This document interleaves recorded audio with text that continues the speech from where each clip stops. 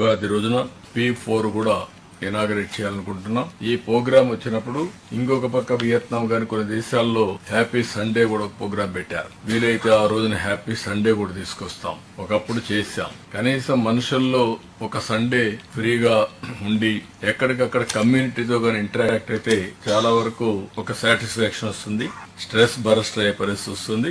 Will work it out. ఇది ఈ కార్యక్రమానికి కూడా గైడ్ లైన్స్ తయారు చేస్తున్నారు ఫైనాన్స్ ప్లానింగ్ డిపార్ట్మెంట్. అవి వస్తాను, ఇవన్నీ అమలు చేద్దాం.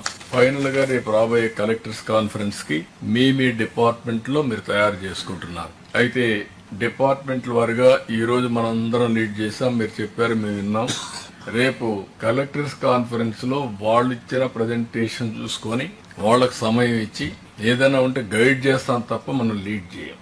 అక్కడ రివర్స్ ఉంటుంది. మీరు ఏదైనా వాళ్ళని తయారు చేసుకోవాలంటే మీ డిపార్ట్మెంట్ కి సంబంధించిన విషయాలని 5 జోన్లు పెడుతున్నాం. 5 జోన్లే కాకుండా 26 జిల్లాలు ఉంటాయి. అదే సమయంలో వీలైతే సీనియర్ ఆఫీసర్స్ ను కూడా మనందరం ఫీల్డ్ కు పోతే కొంచెం ఐడియాస్ ఉంటే ఒక్కొక్క జిల్లా ఒకరు అడాప్ట్ చేసుకోండి. ఇన్నోవేటివ్ ఐడియాస్ వస్తాయి.